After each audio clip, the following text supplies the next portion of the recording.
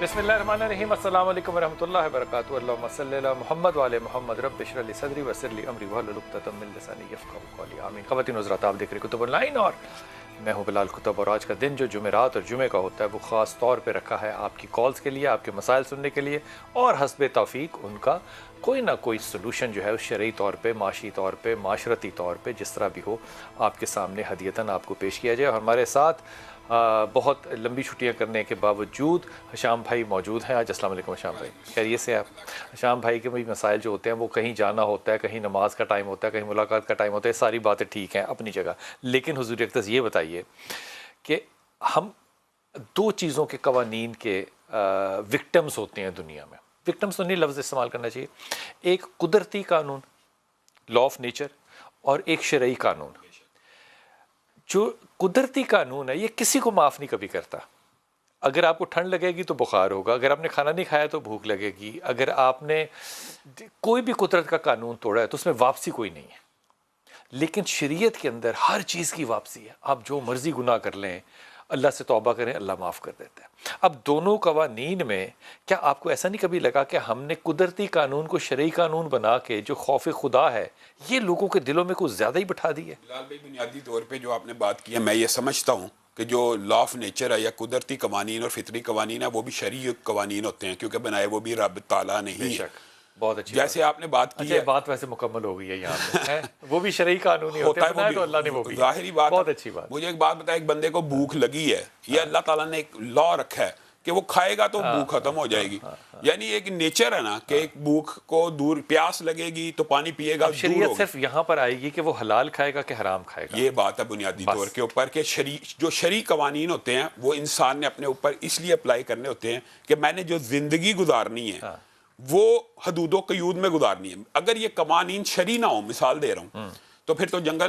اگر میں ایک بات آپ نے کی ہے ضمنی طور پہ تو میں بھی کہنا چاہتا ہوں، یہ جو قوانین ہوتے ہیں نا ان سے گھبرانا نہیں چاہیے۔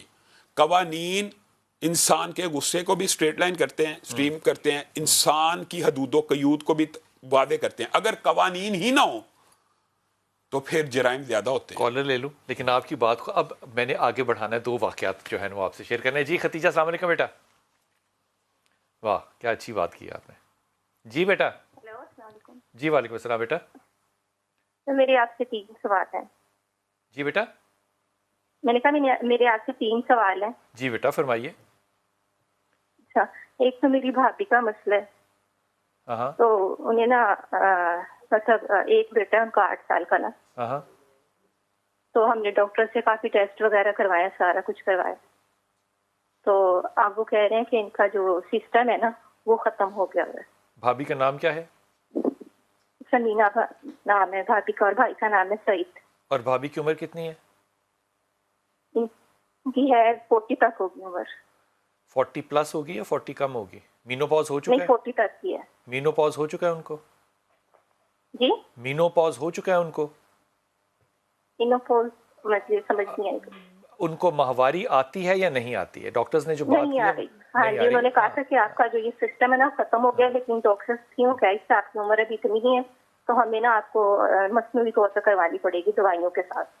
ہاں، یہ اس میں بڑا مشکل ہوگا، اللہ کرے ایسا ہو جائے، لیکن یہ بڑا مشکل والا کام ہوگا میرے خیال میں۔ جو شکر ہے اس پہ بس گزارا کریں، اللہ تعالیٰ سے رحم کی اپیل کریں، کیونکہ یہ جس سسٹم میں جانا چاہ رہی ہیں نا یہ اگینسٹ نیچر ہے۔ اس کو کہتے ہیں ارلی مینوپاز۔ ارلی مینوپاز جو ہے یہ نارملی ہوتا نہیں ہے، لیکن اگر یہ ہو جائے تو پھر یہ ریورسبل نہیں ہوتا، کیونکہ ان کو مسائل پہلے سے تھے اور یہ معاملات جو تھے ان کے ساتھ چل رہے تھے جن کو کہ انہوں نے پہلے ہینڈل نہیں کیا۔ میرا نہیں خیال کہ اتنا بڑا رسک ان کو اپنے ساتھ اب لینا چاہیے، کیونکہ وہ جو ٹریٹمنٹ ہوگی وہ ہارمونل ہوگی۔ 40 پلس پہ ہارمونل ٹریٹمنٹ جانی اگینسٹ نیچر، میں اس کو ریکمینڈ نہیں بیٹا کر سکتا۔ اگلی بات کرو۔ اچھا، دوسرا سوال میرا یہ ہے کہ میری نا شادی کو 1 سال ہو گیا، ٹھیک۔ تو شروع سے نا ہمارے مطلب لڑائی جھگڑے رہے ہیں۔ کس کے ساتھ ہوئی خدیجہ آپ کی شادی؟ اسرار کے ساتھ۔ اسرار؟ ہاں جی۔ تو کیا شروع سے جھگڑے کیوں رہے؟ کس بات پہ رہے خدیجہ؟ بس کسی نہ کسی بات پہ۔ وہ کسی اور نہ کسی والی بات کیا ہے؟ مثال، ایک مثال۔ کوئی بھی مطلب کبھی کسی بات پہ مطلب کو غصہ بہت زیادہ آتا ہے۔ تو آدمیوں کو آتا ہے نا غصہ، وہ ٹیسٹسٹیرون ہوتا ہے نا خدیجہ اس میں۔ اس لیے غصہ آتا ہے. ٹیسٹسٹیرون ہوتا ہے نا آدمی میں, اس لیے اس کی داڑھی بھی آتی ہے, تو غصہ آتا ہے, اسی لیے غصہ بھی آتا ہے. تو اس میں مطلب پرابلم کیا ہے, میں یہ نہیں سمجھا کہ غصہ نہ آئے.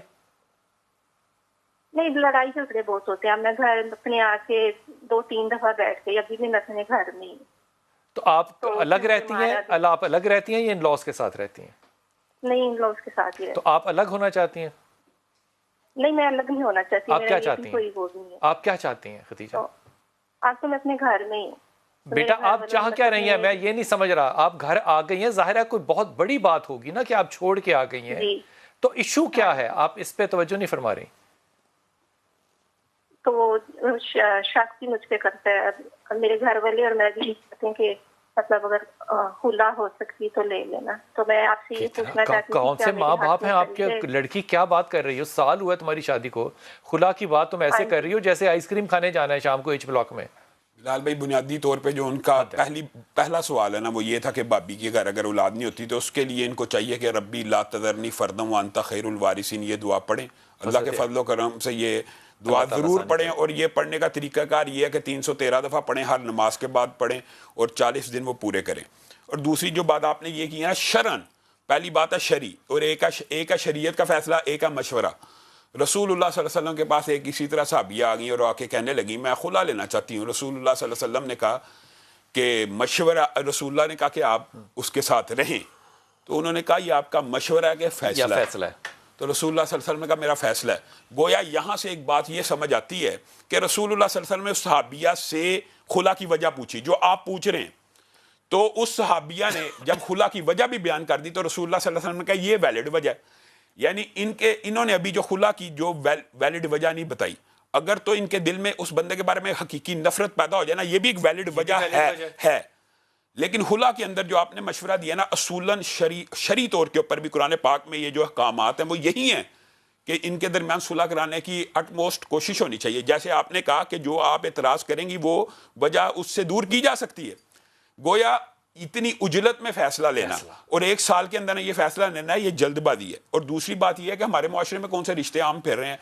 عمومی طور پہ یہ بڑی مشکل سے لوگ سوال کرتے رہتے ہیں کہ رشتہ نہیں ہو رہا, ایک شادی نہیں ہو رہی, اب رشتہ ہو گیا ہے تو اتنی اجلت کس چیز کی ہے؟ کچھ صبر ہونا چاہیے, کچھ وقفہ, کوئی تو بات ہونا. دوسری بات یہاں پہ یہ بات حافظ صاحب کہ ماں باپ بھی سمجھانے جو کہ نہیں رہے. ماں باپ تو بلال بھائی نرم مزاج ہوتے ہیں, وہ اپنی بیٹیوں کو دکھ اور غم میں نہیں دیکھ سکتے, وہ تو سپورٹ کرتے ہیں. یہ ایک نیچرل فینومینا ہے ہمارے معاشرے میں. اب بلکہ کئی والدین ایسے ہوتے ہیں جو کہتے ہیں کہ ادھر سے تیری میت ہی آنی چاہیے. وہ کیا کہیں گے کہ تم ہمارے گھر ضرور آیا کرو. ان کو کہنا چاہیے آپ بیٹا نہ آئے, یہ اس بات پہ جھگڑا ہے تو آپ نہ آئے. ہاں, یہ بات ہے کہ پیچھا چھوڑ دینا چاہیے. اگر بیٹی کو بھیج دیا تو اس کا پیچھا نہیں کرنا چاہیے. یہ آپ کی ویلڈ, اور نہ بیٹی کو پیچھا کرنا چاہیے واپسی کا. اگر یہ بھی محبت کا ایک انداز ہی ہے نا بلال بھائی کہ میں نے تجھے تیرے ماں باپ کے پاس نہیں جانے دینا, میرے پاس رہ. اگر یہ محبت کے انداز میں دیکھا جائے اس میں کیا برائی ہے؟ اس میں کوئی برائی نہیں ہے. تو ان کو یہ چاہیے, ویسے اگر ان کو یہ چاہیے تھا آپ سے یہ مشورہ کر دیں کہ میں ان کے دل میں کیسے جگہ بناؤں, یا ان کا دل کیسے جیتوں, یا ان کا دل کس کوئی ایسا وظیفہ ہے جس سے نرم ہو جائے. تو یہ تو صورت وضحا جو ہے یہ کثرت سے اگر خامد کے لیے پڑھی جائے یا خامد بیوی کے لیے پڑھے تو دل موم ہوتا ہے. اور دوسری جو آیت ہے مشہور والقیت علیک محبۃ منی, یہ حضرت موسیٰ کے بارے میں اللہ تعالیٰ نے کہا تھا کہ میں نے تیرے اوپر اپنی محبتوں کو انڈیل دیا. تو اس آیت کے ساتھ بھی میاں بیوی میں شاہ جی اس بات کے اوپر نا بچوں کو تربیت دینی چاہیے, بچوں کو بتانا چاہیے کہ یہ جو معاملہ ہے نا گھر چھوڑ دینا, یہ کوئی چھوٹا معاملہ نہیں ہے, چھوٹا معاملہ نہیں ہے. بالکل یہاں یہ بھی فیصلہ کرنا پڑے گا بحیثیت ایک آؤٹ سائڈر کہ آپ گھر سمجھتی کس کو ہیں, اپنے شوہر کے گھر کو یا اپنے باپ کے گھر کو. آپ گھر چھوڑ کے کیوں گئی ہیں؟ میں آج اپنی بیوی کو تو گھر سے چھوڑ جا, وہ کہے گی تو وہاں کا میرا گھر ہے. میں تو اس ڈر سے نہیں اس کو کہہ سکتا کبھی بھی. اصل میں بنیادی طور پہ شریعت میں یونٹی, جو شرعی یونٹ ہے وہ میاں بیوی اور خاندان اس کے ساتھ کھڑا ہوگا. بالکل, میاں بیوی کا یونٹ ایک شرعی اور بنیادی یونٹ ہے. دیکھیں نا جب نکاح ہوتا ہے, اگرچہ اس حدیث کی سند میں ضعف ہے, لیکن نبی کریم صلی اللہ علیہ وسلم نے فرمایا جس کا نکاح ہو رہا ہے اس کا نصف دین مکمل ہو گیا ہے, تو باقی نصف کی اس سے حفاظت کرنی ہے. گویا نیا خاندان مارد وجود میں آ رہا ہے, نئے ایک پوری کی پوری اسلامی یونٹ ہے, نیا ایک نسب بن رہا ہے, ایک نسل بن رہی ہے, ایک نسل کی بنیاد ڈالنے لگی ہے. یہ بات تفصیل سے میں نے صرف اس لیے کی ہے کہ خدا کے واسطے باقی جو بیٹیاں سن رہی ہیں ان کو بھی سبق ملے کہ یہ بات اتنے لہجے کے ساتھ کر دینی کہ میں نے خلا لینا ہے, میں نے یہ کرنا. بھابھیوں کی فکر ہے آپ کو, اپنی فکر نہیں ہے آپ کو. میں آپ کے لیے دعا اور آپ کے والدین کے اور آپ کے لیے ہدایت کی دعا مانگتا ہوں اپنے سمیت. وقفہ لیجیے واپس آتے ہیں. بسم اللہ الرحمن الرحیم. لیکن ایک بات اپنی جگہ جو ہے نا آفا جی وہ بڑی سچی ہے کہ اس معاشرے کے اندر عورت کے ساتھ ظلم تو ہوتا ہے, عورت ہے تو بڑی مظلوم. اب یہ فیصل آباد سیالکوٹ کا واقعہ بھی ہمارے منہ سے کالک اتری نہیں تھی, فیصل آباد کی کالک ہم نے اپنے منہ پہ لگا لی. مطلب زیادتی تو ہم کر رہے ہیں نا. معاشرہ جتنا مرضی گر چکا ہے, اگرچہ واقعی گر چکا ہے, لیکن میں آپ کو ایک بات ضرور کہنا چاہتا ہوں, اتنا بھی نہیں گرا کہ عائشہ اکرم والے یا فیصل آباد سانحے کے اندر جو ایک خاص مافیا پاکستان کا فکری اور نظری مخالف ہے, وہ ہمیشہ پاکستانی معاشرے کو جس طرح پورٹرے کرنا چاہتا ہے نا, پاکستانی معاشرہ اتنا بھی نہیں گرا. اگرچہ بہت سا گرا ہوا ہے, ہم مانتے ہیں. آپ نے فیصل آباد واقعے کی حقیقت دیکھی ہے, اس کے اندر عورتوں نے خود چوری بھی کی ہے اور خود اپنے کپڑے پھاڑے. عائشہ اکرم کیس آپ کے سامنے ہے مینار پاکستان کا, وہ سارے کا سارا ریمبو کا واقعہ. 2 مہینے کے بعد سمجھ آتی نا بات. تو اس کا مطلب یہ ہے کہ بلال بھائی بنیادی طور پہ جو اسلامی شریعت کا یہ قانون ہے کہ ملزم کو یا مجرم کو صفائی کا حق دینا ہے, وہ دینا ہے. وہ اچھا, ہم سیالکوٹ واقعے میں ہم نے آپ نے سب نے مل کے احتجاج کیا ہے کہ قانون ہاتھ میں کیوں لیا, اس کو ملزم خود کیوں بنایا. اور یہ جو مافیات نے 2 دن, یا میڈیا سے بھی میں کہتا ہوں معذرت کرنی چاہیے کہ نہیں, انہوں نے خود بخود کیسے ملزم بنا دیا ان کو, وہ بیچارے گرفتار ہو گئے. بات آپ کی بڑی ویلڈ ہے. یعنی کیوں ملزم بنا دیا؟ یعنی آپ ایک طرف کہتے ہیں کہ ملزم خود نہ بنائے معاشرہ, اور دوسری طرف آپ اپنی مرضی سے کسی کو ملزم پیش کر دیتے ہیں اور ان کے خلاف میں اس بات پہ کیا رائے دوں, اللہ تعالیٰ ہدایت دے سب کو, عورتوں کو بھی آدمیوں کو بھی. لیکن یہ ایکسپلوٹیشن جو ہے, یہ بیج جب ہم نے خود بوئے ہیں تو پھر ہم اب کیا کریں, پھل تو اسی کا کاٹیں گے نا جو بیج بوئیں گے. جب بیج بونے کے اعتراض میں ہم بات کر رہے ہوتے ہیں تو وہ بھی بڑا رک کے کرنا پڑتا ہے کہ 8 مارچ کو جو بیج بویا جا رہا ہے وہ عورت کارڈ کی شکل میں, یہ فیصل آباد میں یہ جملہ میں نہیں کہہ سکتا, اسی بیج کا ذکر کر رہا ہوں. جی السلام علیکم بیٹا. جی فقیر محمد خیریت سے ہیں آپ؟ میں خیریت سے. بلال بھائی آپ کیسے ہیں؟ مفتی صاحب کیسے ہیں؟ الحمدللہ الحمدللہ. آپ دونوں کو میرا سلام. السلام علیکم. سلام. حکم سب میرا ایک مسئلہ تھا, میری شادی کو 5 سال ہو گئے ماشاءاللہ, اور ابھی تک کوئی اولاد کا اسباب نہیں ہے. علاج بہت کروا لیا ہے. کس کا علاج کرایا؟ علاج کیا کرایا؟ میڈیکل علاج کیا کرایا یہ بتاؤ. میڈیکل میں میرے ٹیسٹ وغیرہ بھی ہوئے ہیں اور میری وائف کے بھی ہوئے ہیں. ہاں, اور ان کا تو ڈاکٹر نے کبھی بتایا, بولا ایکس بہت چھوٹے بنتے ہیں. ہاں, اور ابھی 2-3 ڈاکٹر بھی چینج کیے, لیکن کوئی رزلٹ ابھی تک آ نہیں رہا ہے صحیح. آیت کریمہ پڑھو, اور کیا پڑھنا چاہیے؟ بلال بھائی ان کو کثرت سے استغفر اللہ بھی پڑھنی چاہیے, اور یہ عبادت ہے. فَقُلْتُ اسْتَغْفِرُوا رَبَّكُمْ إِنَّهُ كَانَ غَفَّارًا يُرْسِلِ السَّمَاءَ عَلَيْكُمْ مِدْرَارًا وَيُمْدِدْكُمْ بِأَمْوَالٍ وَبَنِينَ. اللہ تعالیٰ کہہ رہا ہے کثرت سے استغفار کرنے والوں کو اللہ تعالیٰ اولاد دیتا ہے. اور دوسری جو اولاد کی دعا ہے وہ ربی لا تذرنی فردا وانت خیر الوارثین. اور جو IVF کی بات ہے بلال بھائی, یہ بھی اکثر لوگ سوال کرتے ہیں کہ شرعی طور پہ یہ حلال ہے یا حرام ہے. یاد رکھیں کہ اگر میاں بیوی کا آپس میں ٹیسٹ ٹیوب بیبی ہو رہا ہے تو اس میں شریعت کوئی قباحت نہیں ہے. قباحت شریعت کے اندر وہاں پہ شروع ہوتی ہے کہ جب عورت کسی غیر مرد کا سپرم لے. تو یا مرد بھی کسی اور عورت کا, ظاہری بات ہے, یہ تو نبی کریم صلی اللہ علیہ وسلم, یہ تو بڑی سادہ بات, سادہ اور سیدھی بات ہے. لیکن بعض لوگ اس کو بھی حرام نہیں سمجھتے. حیران کن بات یہ ہے بلال بھائی, نبی کریم صلی اللہ علیہ وسلم نے فرمایا کہ کوئی بھی مرد کسی کی کھیتی کو پانی نہ دے. اس سے مراد یہ ہے کہ یہ جائز ہی نہیں ہے کہ کوئی عورت کسی غیر مرد کا سپرم رکھے. اگر آپ نے سپرم لینا ہے یا ایگ لینا ہے اور ڈونیشن ہے یہ, تو آپ نکاح کر لیں.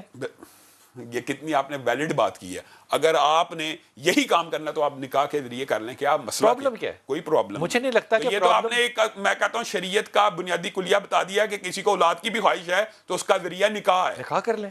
صرف ٹیسٹ ٹیوب بیبیز کا اگر یہ علماء کا فتویٰ ہے نا کہ وہ صرف میاں بیوی کا ہے, تو بعد یہ سمجھتے ہیں کہ یہ حلت کا جو فتویٰ آ گیا یہ ڈونیشن کے اوپر بھی چلے گا, جو مرضی ڈونیٹ. مطلب اگر یہ کسی کا خیال ہے تو میں اس سے ہدایت کی دعائی مانگ سکتا ہوں. مسلمانوں کے اندر سنگل مدر کا کلچر تو آئی ہے. ہاں, یہ بات آپ سچ کہہ رہے ہیں, یہ بات آپ سچ کہہ رہے ہیں, اللہ معافی کرے. اس بات کی تعلیم کے لیے کسی دن انشاءاللہ تعالیٰ اس پہ ضرور پروگرام کریں گے کہ یہ نئے تصورات جو آ رہے ہیں اس میتھڈ کے بعد, تو ان کے اوپر کتنی حلال اور کتنی حرام باتیں ہیں. لیکن یہ بات بڑی سادہ ہے, اگر اس کو کمپلیکیٹ نہ کریں. بھائیان میں نے نا یہ شادی کی تھی کچھ تقریباً 3.25 سال ہو گئے ہیں. اچھا, کس کے ساتھ؟ تو اس کے ساتھ عورت کے ساتھ ہی. او یار, نام ہوگا نا اس کا. ہاں, تو وہ بھی بیوہ تھی, میری پہلی بیوی فوت ہو گئی تھی. علی محمد, خاتون کا نام تو ہوگا نا کوئی یار. ہاں, رضیہ بیوی. رضیہ سے شادی کی تم نے, ٹھیک ہے.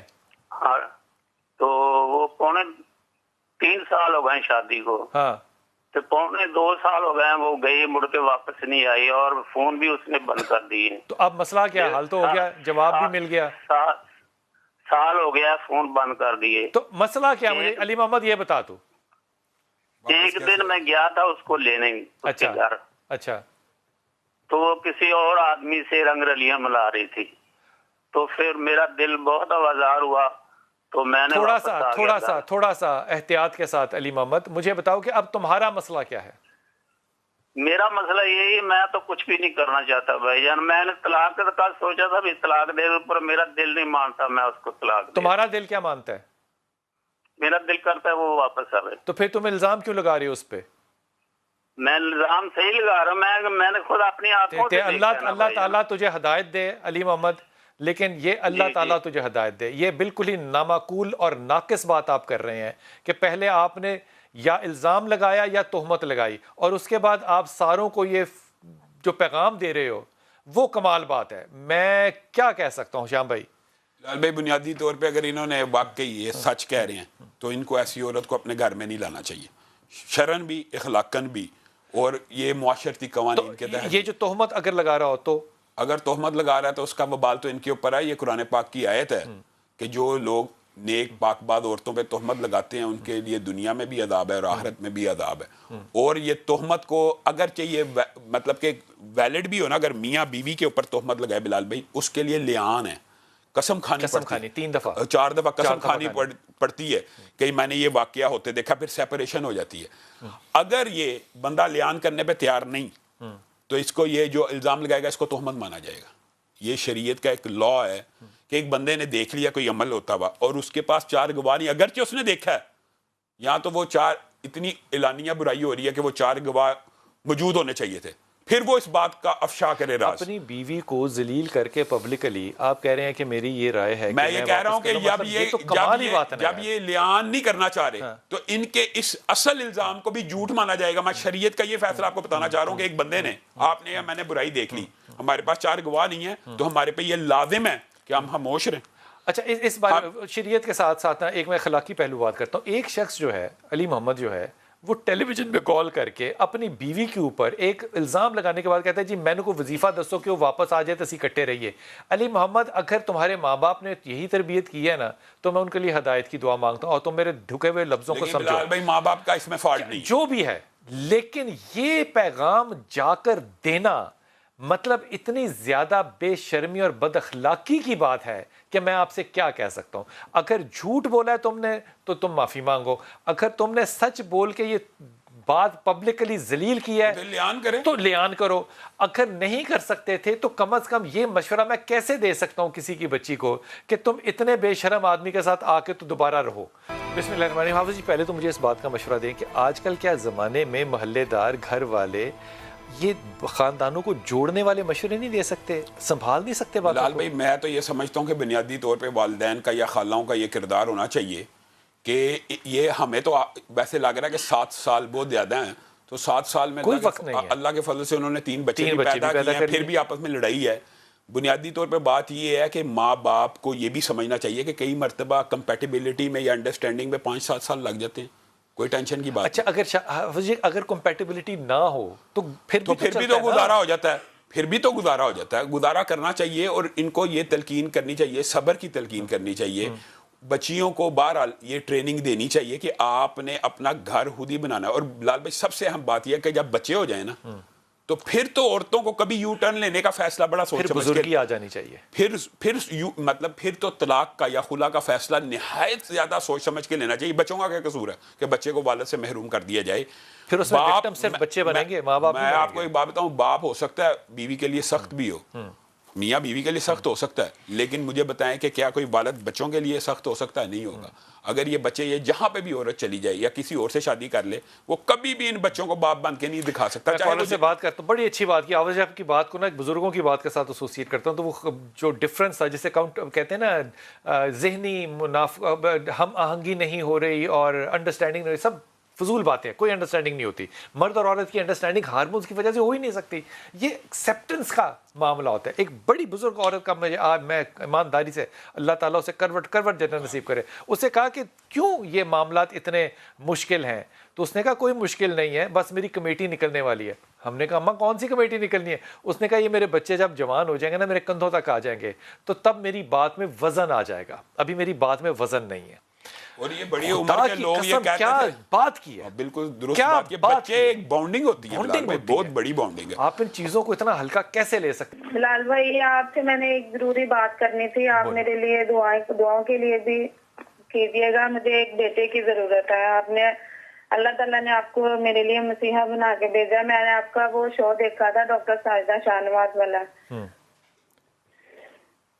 تو کیا تم کیا چاہتی ہو, جینڈر سلیکشن کی طرف جانا چاہتی ہو؟ ہاں جی, میری ماشاءاللہ 3 بیٹیاں ہیں بلال بھائی. آپ کی کتنی عمر ہے بیٹا؟ میری 36 سال. تو آپ کو جینڈر سلیکشن کی طرف جانا چاہیے, اور اس میں ہم جو بھی مدد کر سکیں گے کریں گے. مجھے یہ بتائیے کہ جینڈر سلیکشن کرنا کوئی شرعی اس پہ؟ بلال بھائی جینڈر سلیکشن کے اوپر تو آپ کو پتہ یہ علاج کی ایک قسم ہے, تو علاج کی جتنی بھی قسمیں ہیں وہ اسلام میں درست ہیں, جائز ہیں. اگر وائی کروموزوم کا مسئلہ تو وہ اگر کوئی انجیکٹ کر بھی دے مسئلہ نہیں ہے, لیکن میں یہ سمجھتا ہوں کہ ایک مرتبہ ان کو یہ ٹرائی کرنا چاہیے, اور یہ کہ استغفر اللہ کثرت سے آج سے پڑھنا شروع کریں.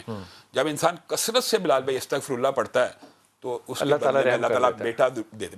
بیٹے کے حوالے سے خاص طور پہ یہ قرآن پاک کی پہلے بھی آیت پڑھی ہے, اس کے اندر بنین کا ذکر ہے, تو یہ استغفر اللہ کثرت سے پڑھنا شروع کریں, اللہ تعالیٰ انشاءاللہ بیٹا دے گا. اگر جینڈر سلیکشن کرانا چاہتی ہیں تو شرعی جائز. دونوں آپشنز آپ کے ساتھ ہیں, کمال بات ہے, کمال بات ہے. حافظ صاحب نے دونوں باتیں جو ہے نا وہ کس طرح سے, اس لیے میں کہتا ہوں کہ ہمارے علماء کا جو تعلیم یافتہ ہونا نا یہ بڑا ضروری ہے, عام آدمی سے بہت زیادہ ضروری ہے. اچھا بھائی صاحب میرے 2 سوال ہیں. جی جی. ایک تو یہ ہے کہ گھر میں نا پریشانی اس طرح کی ہے کہ رزق کی وجہ سے, میرے ہسبینڈ کا نام ہے محمد مقبول عالم. اچھا, ٹھیک ہے. کیا کام کرتے ہیں مقبول؟ وہ پہلے تو اکیڈمی گھر میں ٹیوشن پڑھاتے تھے. اچھا. وہ کرونا کی وجہ سے کام ڈسٹرب ہو گیا, وہ ڈالی انہوں نے پرچون کی دکان. اچھا. لیکن اس طرح کے گھر کا 3 ماہ 4 ہو گئے, نہ گھر کا رینٹ ہم دے سکتے ہیں نہ دکان کا نکلتا ہے, لوگوں سے پکڑ کے ہم کام کرتے ہیں. پورا پریشانی بہت ہے, سمجھ نہیں آتی ایسا کیا کام کرے. اللہ تعالیٰ برکت ڈال دی ہماری پریشانی کم ہو جائے. بلال بھائی بنیادی طور پہ اگر ان کی بات سے انالیسس کیا جائے, یہ کہتی ہیں کہ پہلے کام ٹھیک تھا, ٹیوشن پڑھاتے تھے, تو ایک دم یہ ادھر گئے ہیں, سب کو پڑھا.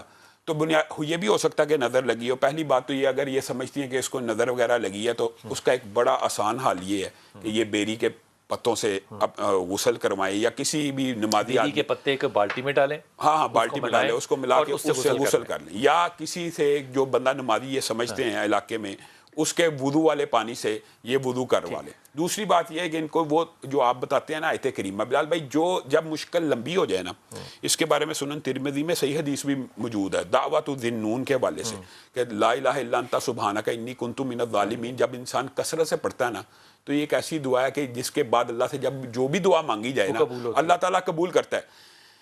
جب مشکلات طویل ہو جائیں اور کوئی نکلنے کا راستہ سمجھ نہ آ رہا ہو, اس کے لیے یہ بڑا مجرب وظیفہ ہے. ان کی اگر یہ بندش یہ آپ آیت کریمہ اکثر بتاتے ہیں. السلام علیکم بیٹا. وعلیکم السلام سر, مجھے پوچھنا تھا کہ سر میری آئیز ہیں وہ یلو رہتی ہیں, ٹھیک ہے, تو سر میں نے ڈاکٹرز کو بھی دکھایا تھا, میں وہاں بھی مولوی کے پاس بھی گئی تھی, تو مولویز کہتے ہیں کہ اثرات ہے. لیکن ڈاکٹرز کہہ رہے ہیں کہ جو ہے نا وہ مطلب ڈاکٹرز کے بات کہی تو انہوں نے بتایا کہ بلڈ ٹوٹ رہا ہے. ٹھیک ہے, کیا ہے بلڈ ٹوٹنا, بلڈ ٹوٹ رہا ہے, بلڈ سیلز ہیں وہ ٹوٹ رہے ہیں, لیکن وہ کہہ رہے ہیں کہ وہ جینیٹک ہوتا ہے. جینیٹک مینس کہ پیدا ہوتے ہی یعنی ہو جاتی ہے. آپ کے امی ابو کی شادی جو ہے وہ کزن میرج ہے؟ نہیں سر, کزن میرج نہیں, اور میں نے وہ بھی کروایا, ڈی این اے میوٹیشنل انالیسس ہوتی ہے نا بیٹا تھیلیسیمیا کی, سر وہ ٹیسٹ بھی کرایا, اس میں میری جو ہے وہ ڈی ٹریٹ شو ہوا ہے جس میں بلڈ نہیں ٹوٹتا. ڈاکٹرز کو دکھایا, ڈاکٹر طاہر شمسی ہیں, ان کو ابھی لاسٹ اپوائنٹمنٹ میرا انہی کے ساتھ تھا. انہوں نے بھی یہ کہا کہ بیٹا ڈی ٹریٹ میں بلڈ نہیں ٹوٹتا, آپ کا ٹوٹ رہا ہے, اس کی وجہ سمجھ نہیں آ رہی ہے. تو اس لیے سر ہم لوگ نے مولوی کو بھی دکھایا تھا, انہوں نے بھی کہا کہ اثرات میں, تو انہوں نے پڑھائی وغیرہ بھی کروائی ہے. حافظ صاحب کیا کریں؟ بنیادی طور کے اوپر یہ جو انہوں نے بات کی ہے نا کہ پڑھائی کروائی, یہ پڑھائی کروانی نہیں ہوتی, یہ پڑھائی خود کرنی ہے. تو اس کے لیے مجرب وظیفہ اگر یہ واقعی سمجھتی ہیں کہ شیطانی اثرات ہے, یہ وظیفہ ہر بندے کے ذہن میں ہونا چاہیے. جب کوئی بندہ پھنس جائے, ایک تو ہے سورۃ بقرہ کی آخری 2 آیات پڑھنی ہے روزانہ, پھر سورہ کہف کی پہلی 10 آیات پڑھنی ہے، سورہ پھر کہف کی پہلی آخری چاروں کل جو ہیں وہ پڑھنے. یہ تو ہر مسلمان کو پتہ ہونا ہی چاہیے. اور اس کے ساتھ ایک وظیفہ یہ کرنا ہے لا الہ الا اللہ وحدہ لا شریک لہ لہ الملک و لہ الحمد وہو علی کل شیء قدیر. صبح اور شام 10 مرتبہ پڑھیں، انشاءاللہ اگر اثرات ہیں دور ہو جائیں گے. اور دوسری بات تمہیں جو ہے میں یہ بات جو ہے نا یہ بختار کو تم نے بڑی ہی زیادہ نا سائنٹیفکلی بڑی پریسائز بات کی ہے. And you are on the right track. یہ بڑی اچھی بات ہے کہ you are on the right track. اپنے جسم پہ ہاتھ رکھو، آیت کریمہ اور سورہ فاتحہ 21 دفعہ پڑھو. یہ انرجی بلڈ اپ ہوگی اور آپ کا جو واٹر ہے بلڈ کے اندر جو کہ 70% پلس ہوتا ہے یہ اپنے آپ کو ریسٹرکچر کرے گا انشاءاللہ. یہ میں بات تمہیں وظیفے کے طور پہ تو کہہ رہا ہوں، لیکن یہ سائنٹیفکلی ایز سچ اسی طرح پروون ہے. اپنی دعا میں یاد رکھیے گا. اللہ آپ کو بہت سلامتی دے، آپ کو آسانیاں اور آسانیاں بانٹنے کی توفیق عطا فرمائے. آمین ثم آمین.